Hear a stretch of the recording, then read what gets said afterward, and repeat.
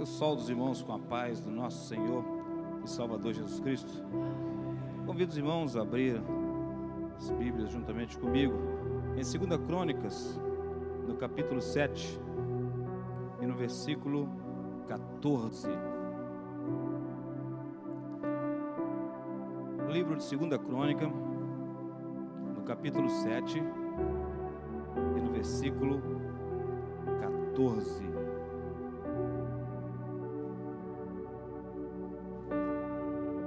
Senhor, meu Deus, meu Pai, mais uma vez, ó Deus, nos colocamos, Senhor, perante a Tua presença, Senhor, e te clamamos, ó Deus, nos humilhamos, ó Deus, perante a Tua presença, porque precisamos, Senhor, da Tua palavra, Senhor, que é, ó Deus, o nosso alimento, Senhor.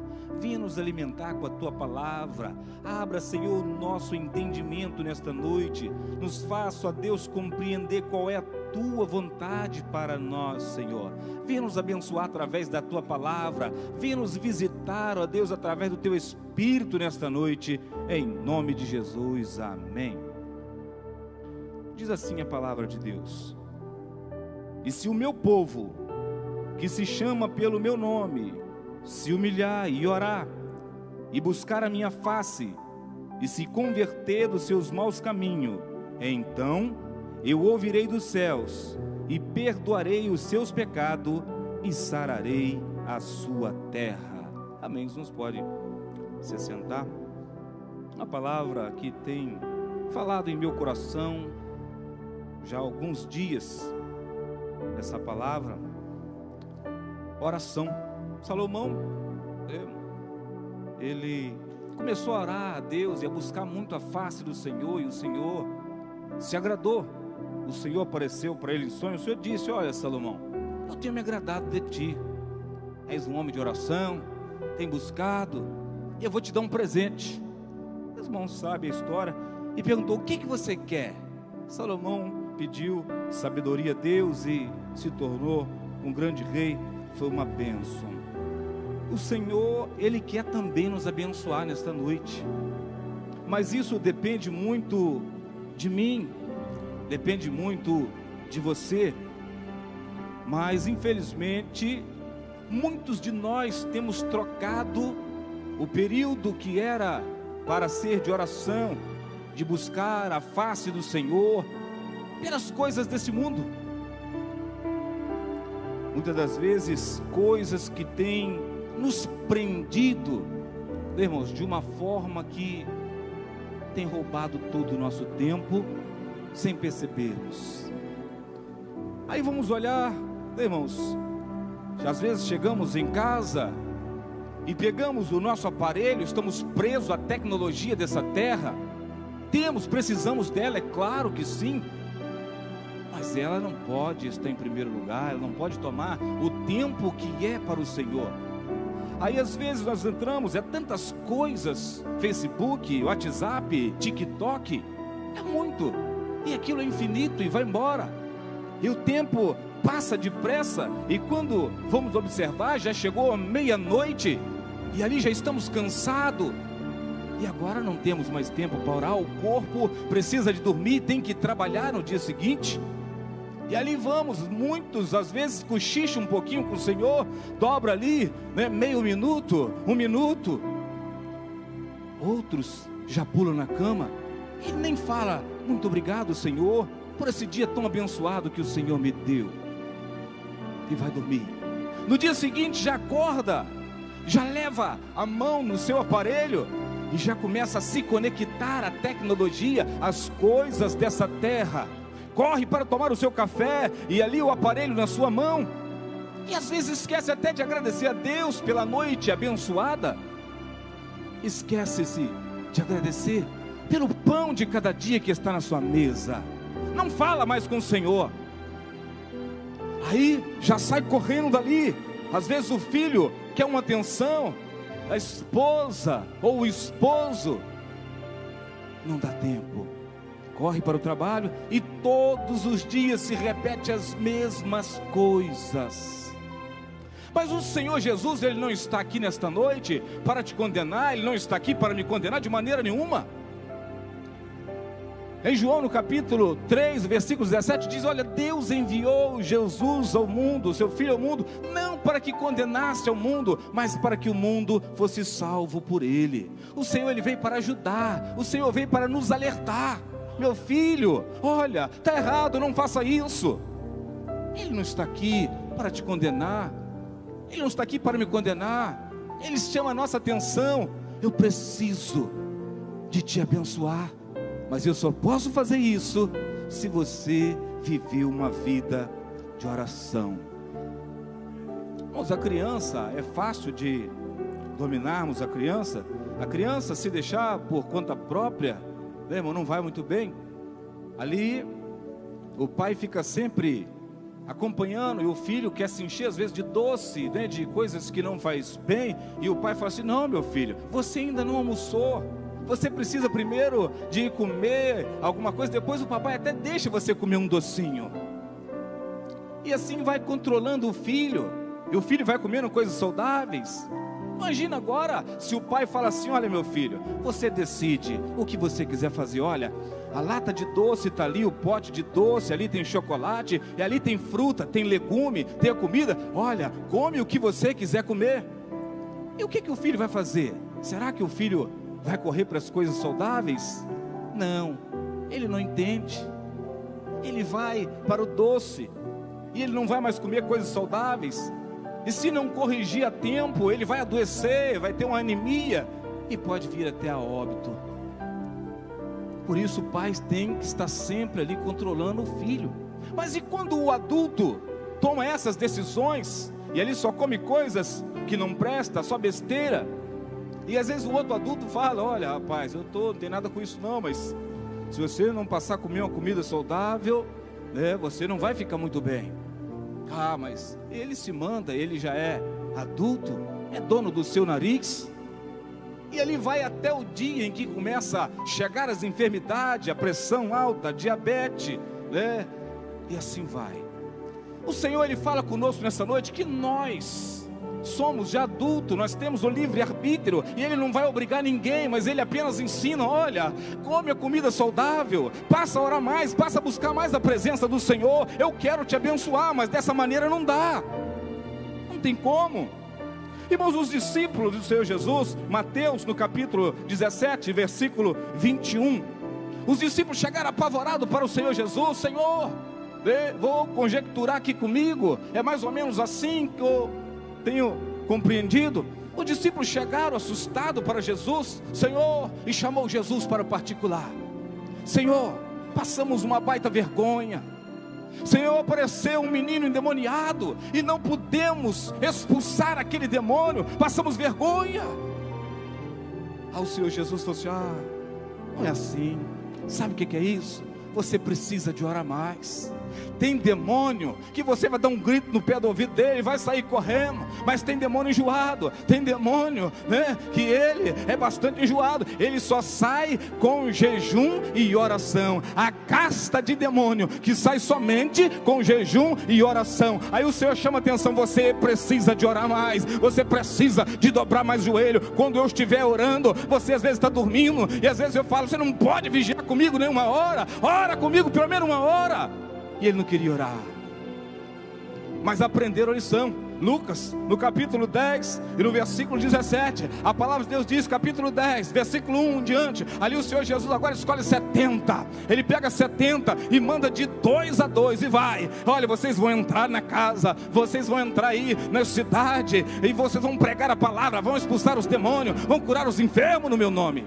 E foram, aí aprenderam, aí eles oraram. Aí, irmãos, revestiram da presença de Deus e saiu. E quando chega no versículo 17 de Lucas 10, aí eles começam a chegar todo animado, todo feliz. Senhor, foi uma maravilha. Senhor, nós expulsamos, esparramou demônio para tudo quanto era lado, os enfermos até foram curados. Aí o Senhor Jesus ainda fala assim: olha, mas não se alegrei com essas coisas não, antes alegrai-vos por ter o vosso nome escrito no céu. Aprenderam, oraram. devemos orar mais, irmãos. O Senhor Jesus, Ele nos chama atenção nesta noite. Ele quer uma igreja que ora mais, que se dedique mais o seu tempo a Ele. Precisamos da tecnologia, claro que precisamos, mas ela não pode tomar todo o nosso tempo, atrapalhando assim a nossa comunhão com Deus. Irmãos, eu me lembro, assim que a minha esposa engravidou, eu ia para a Vila Paraíso ali, de moto, irmãos, ia eu e ela agarradinha na minha cintura, íamos, engravidou, e ali, o tempo foi passando, ganhou, e ela já não podia mais ir comigo, eu ia sozinho de moto, não tinha como carregar a esposa com a criança, recém-nascida, de moto. Eu comecei a orar a Deus, falei: Senhor, eu necessito, eu preciso, Senhor, de um carro, Senhor. Eu estou vindo aqui para a tua casa e a minha esposa já não pode caminhar comigo. E eu comecei a orar e foi passando o tempo, foi se passando, irmãos, os dias. Eu fui orando, até que um dia, um certo irmão estava pregando. E quando ele pregava, o Senhor falava comigo que estava me dando um carro. Eu falei: ah, Senhor, eu recebo, Senhor. Eu recebo porque eu tenho orado nesse sentido, né? E quando o irmão parou de pregar, eu falei assim: irmãos, eu tenho uma bênção para contar. O Senhor acaba de me dar um carro, mas eu só não sei onde que esse carro está. Irmão, me ajuda em oração, né? Porque eu preciso saber como que eu vou pegar esse carro. Eu não sei ainda, mas o Senhor me deu. Irmãos, cheguei em casa, fui na minha mãe, estava lá os meus irmãos. Eu falei assim: o Senhor me deu um carro. E irmão, levantaram: cadê? Vamos lá ver. Eu falei: pois é, mas eu ainda não sei onde está. Ih, irmão, mas riram muito, né? Riram, né, irmãos? E ali, eu falei: não, mas o negócio é sério. Quando vocês ficarem sabendo aí de alguém, né, vocês me falam. E ali, daquele dia diante, eu orando a Deus: Senhor, me mostra, Senhor, o carro. Me mostra como eu vou, Senhor Jesus, agora obter, tomar posse da minha bênção que o Senhor já me deu. E ali, irmãos, agora passava-se os carros na rua, e eu ligava ali: ó, vende-se esse carro. Eu ligava: pois, eu quero saber aí o valor do carro. Ah, o valor do carro é X, né, e tal. Ah, tudo bem, você não abaixa mais não? Não. Eu comecei a visitar as concessionárias, chegava, olhava os carros, olhava um, olhava outro. Cheguei a ir nas concessionárias de Paraíba do Sul, e fui, irmãos, assim o tempo foi se passando. Passado-se mais um dia, passou um carro, eu me agradei do carro, e ali, eu liguei, e a moça falou assim: olha, esse carro eu quero 8 mil nele. Você não abaixa não? Não, esse preço já é dele mesmo. Não, tudo bem. E ali, irmãos, o tempo foi se passando. Passou-se mais uma semana, eu liguei novamente para a dona, mesma dona, e ela falou assim: olha, eu quero 7 mil. Você não abaixa mais? Não, não abaixo não, é isso mesmo, já era 8, já baixei um pouquinho. Eu falei: tudo bem. E ela nem sabia que era eu que estava ligando de novo. Irmãos, mas eu não tinha dinheiro, eu não tinha como pegar esse carro, mas eu estava acreditando na bênção do Senhor, porque eu estava orando e Deus sabia da minha necessidade. Até que um dia, alguém liga para minha mãe, eu falo assim: olha, aqui é do banco, e o banco tem uma proposta, quer emprestar aí um dinheiro para a senhora. Ah, eu não quero saber de empréstimo não. Um dos meus irmãos estava na hora lá: ué, peraí, mas aqui eu estou precisando de dinheiro aí, ele quer comprar um carro, chama ele lá. Aí me chamaram, aí eu cheguei, peguei o telefone: pois não, que nós temos aqui uma proposta, e vamos emprestar aí 6.500.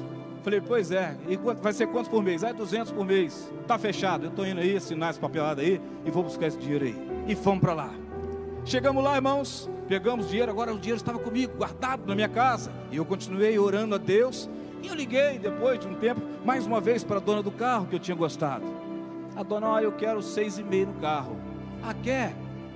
Olha, vamos fazer o seguinte: a senhora está em casa agora? Eu estou indo aí que eu vou conversar com a senhora. Cheguei até lá, conversei com a dona, olhei o carro: vamos dar uma volta. E demos uma volta no carro, levei num amigo meu, mecânico. E ali, chegamos ali, o mecânico olhou e falou: ó, o motor está muito bom. E vamos embora, voltamos para a casa da moça. Falei: olha, eu vou ficar com o carro, eu vou dar 6 mil a senhora. Mas uai, eu falei 6.500. Falei: eu já liguei para a senhora, a senhora queria 8 mil nele, a senhora lembra? Depois eu liguei, a senhora disse que queria 7. A senhora lembra? Lembro. Depois era eu que estava ligando para a senhora: eu estou orando para esse carro aí, já não é de hoje, que eu estou precisando desse carro. É você que me ligou esse tempo todo? pois então o carro é teu, vai lá buscar os 6.000. Fui, peguei os 6.000, dei ela, e ainda me sobrou 500 para acertar as documentação, e graças a Deus, o Senhor, Ele supriu a minha necessidade, e Ele quer suprir a tua necessidade nessa noite. Sabe por quê, igreja? Porque em Filipenses, no capítulo 4, no versículo 19, diz assim: e o meu Deus suprirá todas as vossas necessidades nesta noite. Mas para isso é preciso de ter uma vida de oração, uma vida de consagração, uma vida de jejum. Vamos ver como é que está o nosso jejum. Quanto tempo tem que ir no jejum? Quanto tempo tem que você não pega um período de 1 hora de oração? O Senhor quer te abençoar, meu amigo. Ele quer me abençoar, mas aí depende mais da nossa comunhão com Ele, é da nossa intimidade com Ele. Ele quer nos abençoar, e às vezes nos deixamos ficar presos por tão poucas coisas. Tão poucas coisas às vezes nos prende, as coisas do dia a dia, coisas que às vezes nem agrada a Deus.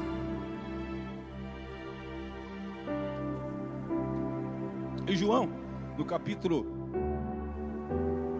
1 João capítulo 2, versículo 15 diz assim: não ameis o mundo, e nem as coisas que no mundo há.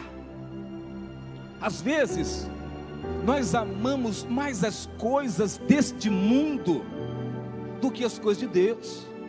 É necessário de ter uma vida de sinceridade e falar: Senhor, eu quero ser muito sincero contigo, Senhor. Senhor, eu não estou mais com vontade de orar, eu não estou tendo mais prazer em estar orando, Senhor, mas eu sei que isso é errado. Senhor, tenha de misericórdia de mim. Eu preciso que o Senhor venha mudar a minha situação. Eu preciso, Senhor, de dobrar o meu joelho na Tua presença e de ter prazer em receber a Tua presença, sentir o Senhor bem pertinho de mim. E isso não está acontecendo, Senhor, porque o erro é meu mesmo, porque eu tenho, ó Deus, te buscado pouco. O Senhor, Ele gosta de sinceridade, Ele gosta de ouvir da nossa boca. O Senhor gosta de ouvir da nossa própria boca, Ele gosta de sinceridade, e Ele quer nos abençoar. As coisas desse mundo, irmãos, nos prende. É como um imã que nos agarra de uma tal maneira que é difícil de largar. É difícil demais. As coisas desse mundo, irmãos, ela tem assim algo que a nossa carne, ela é sujeita a inclinar para estas coisas. A coisa da carne, devemos orar, e lutar contra isso, como nos ensina o apóstolo Paulo, que há dentro de nós uma luta constante, a carne contra o espírito contra a carne. A carne querendo que você fique em casa, que você não vai para o culto. A carne quer que você liga ali o aparelho de televisão, passa 1, 2, 3 horas ali e passa depressa, e não quer que você vá para o culto. O culto às vezes de 2 horas, 1h30, parece uma eternidade. A carne às vezes está mais forte, ela está mais alimentada e às vezes domina mais. Mas se você nesta noite passarmos a alimentar mais o nosso espírito, consagrar a nossa vida, fazer um jejum: Senhor, eu preciso de ser liberto dessas coisas desse mundo, eu preciso de me aproximar mais de Ti. Então o teu espírito vai começar a receber alimento para ele poder lutar e vencer as batalhas contra as coisas da carne.